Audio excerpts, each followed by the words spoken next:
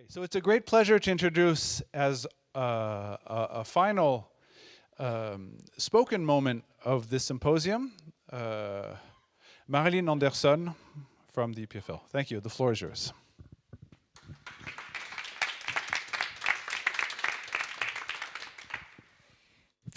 Thank you very much, Hugo. Thank you, everyone, for inviting me here. Just to make sure the expectations are at the right level, I had nothing to do with this wonderful Shapes exhibition. I'm not one of the artists or the curators, nor part of the EPFL Pavilion's wonderfully efficient team.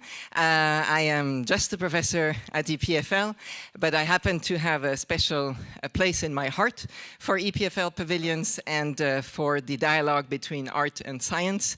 I happen to have been a curator of a previous exhibition in Pavilion B called Lighten Up on Biology and Time, where I also had the opportunity to appreciate how well and efficiently and also warmly the EPFL Pavilions team was working with us curators, artists, and scientists. So here I want to help closing this symposium and this wonderful exhibition on a note regarding the interface between art and science, and with a pun intended, decided to call shaping a dialogue between art and science at the closure of this particular symposium and exhibition. So for me, and I hope for everyone in this room, conveying scientific subjects through any means, including art, is one of the missions of academia in general, and an essential one. On the one hand, it contributes to creating an active engagement with the society. We want to engage society on different levels, not just by explaining things, lecturing about things, giving courses, doing research, but also by sharing it in a way that people can relate to it easily or personally. And so I think this is one of the missions that an exhibition like Shapes, or exhibitions in general at EPFL Pavilions, are able to do by raising awareness on scientific topics in a different way, in a way that is not about, again, just communication or explanation or articles, but also about getting to you, to all of us, through other means, emotions, perception, personal interpretation, and so on. So we get out of these exhibitions as much as we give. We give time, we give our own engagement, and we get in return something very unique for each of us. We gain different things, in fact. I also think it serves a mission to instill or reinstill a love for sciences. I feel this love for sciences, or trust in sciences, I would say, has waned a bit in the last few years. The COVID pandemic was one of the aspects that actually created some kind of a crisis where, because we were ourselves, us scientists, a bit overwhelmed by the novelty of the problems to be solved, we didn't have the answers, and they were not, the facts were even lacking, and therefore we had to contradict our own decisions because we were learning. This is a very normal process in research. We always learn and make mistakes and try again and have hypotheses, and these hypotheses turn out not to be true, maybe not so much in math, but in many other subjects it is like that. And so this is something that allows us to bring back a pride in science, in something that we love, we find beautiful, we find engaging, that is very special.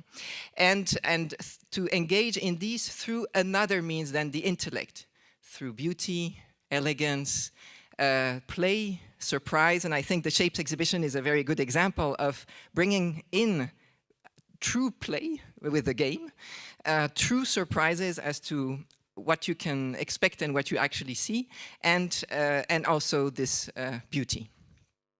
And then last but not least, for an institution like EPFL, it is a very strong vehicle to talk about EPFL in a very impactful way, in a very visible way, actually in a very graphical and visual way. So you have memorable pictures of an exhibition much more than of an article, and therefore it contributes both to the reputation of the institution through visibility and through giving it some kind of a branding, and therefore maybe increasing the sense of pride.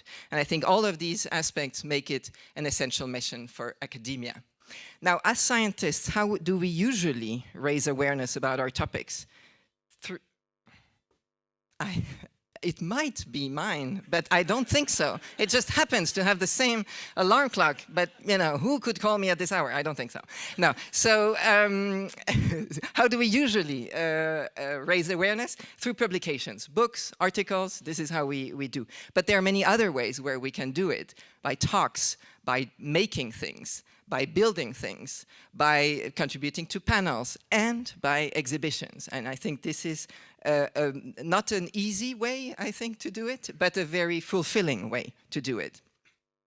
So through the lens of art, suddenly a complex, dry scientific topic like math or chronobiology in this little mix here becomes intriguing, unexpected, surprising, giving another vision of what a science can be through this lens that is maybe underappreciated in some instances.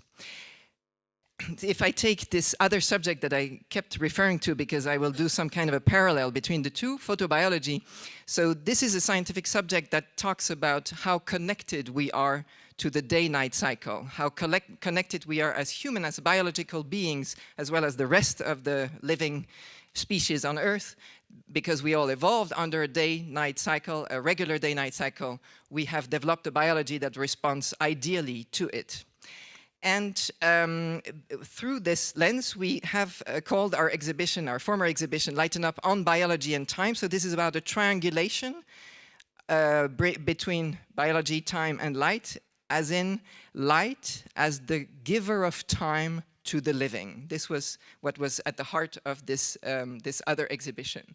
Now, what does it take to bring such an exhibition like Shapes or Lighten Up together? Oftentimes it brings together different people with different profiles or different scientific communities. In our case, it was bringing together the chronobiology domain, the daylighting domain, the experimental museology domain, and the art history domain through the four curators that we were, and still are, because the exhibition continues to live and will soon go to MIT.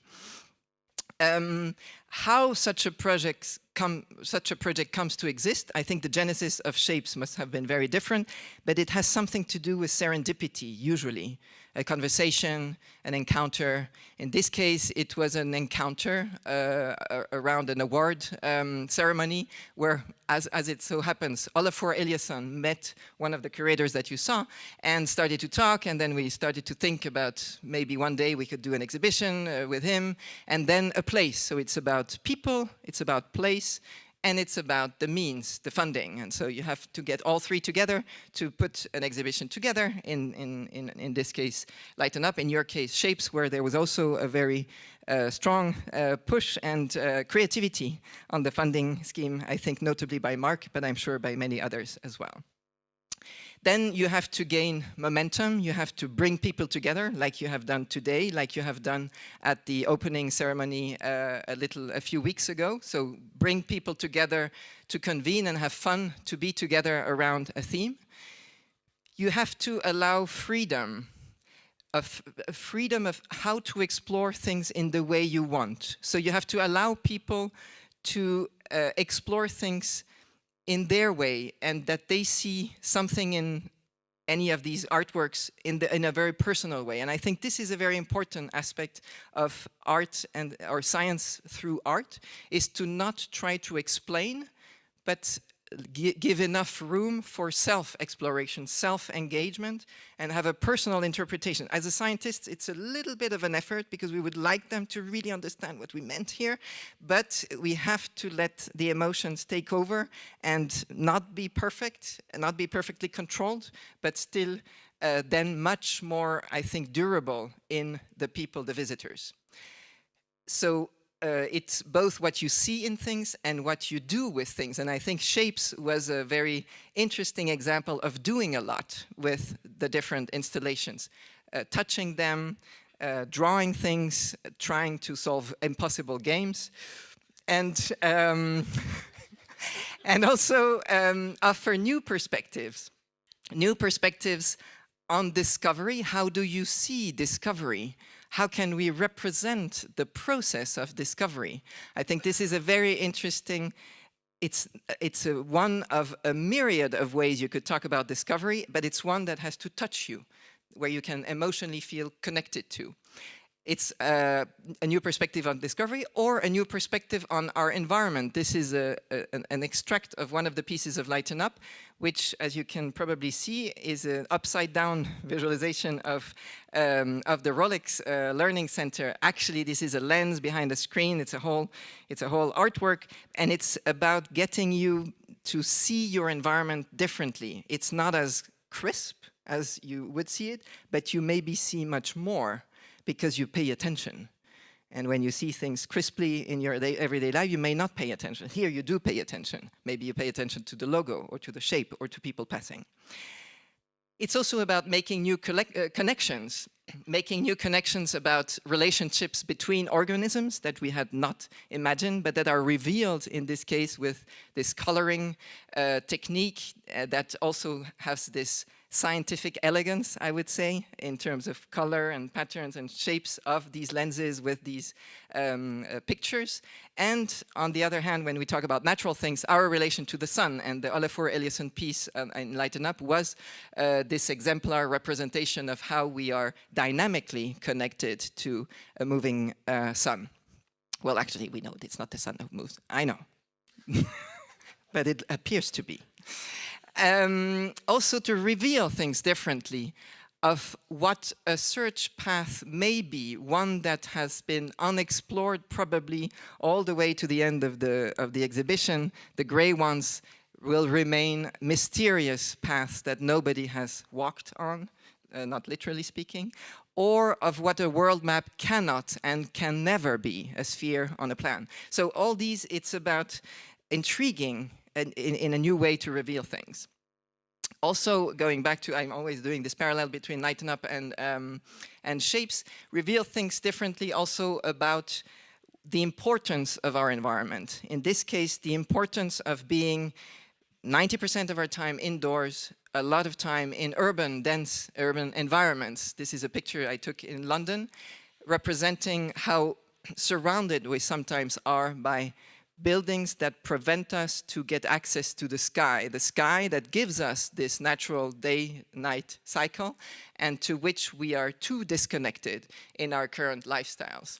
So in Lighten Up, this revealing this differently was not about building or getting people in town. Anyway, in Lausanne, you never have buildings that high enough to get to the point, but was to create a tower that was 6 meters high and created this sense of oppression that I wanted to sort of evoke from the city, or in its new embodiment, which will be exhibited at MUDAC starting on March 21st, on the equinox, an oppression through a literal urban canyon in which you can walk. So it is not about explaining the photobiology, the physiological reactions we have to light, the melanopsin photoreceptor, whatever. I can bore you for quite a while about this, but I won't, because the point is to say that we should work through emotions. And so it's just about beauty and meditation and color and soundscape and whatever you will see, because you will come to the exhibition, which opens on March 20th. And will be then at MUDAC, and Lighten Up will then travel to the MIT Museum after it leaves the Gewerbemuseum Winter Tour. Finally, last but not least, I think these exhibitions are also a very nice vehicle to promote live dialogues, like you had today. Dialogues between people having different perspectives on science, on other things, and exchanging about how this can play a role in the world, in our lives, or in the world more broadly speaking. Artists and scientists, visitors and designers, everyone around a table to learn from each other and enrich our mindsets. including, of course, on the Art of Geometry Symposium. Yeah, this was not a perfect collage, but you know, it was the best I could do. So in the end, I would like to summarize this entire little talk into 3 key words: the power of revealing things to people, engaging with people, and inspiring people through art with scientific subjects. Thank you very much for your attention.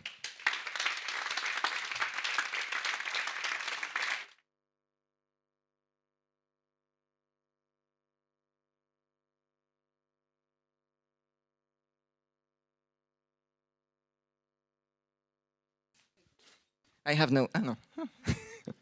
Are there any questions? Yes?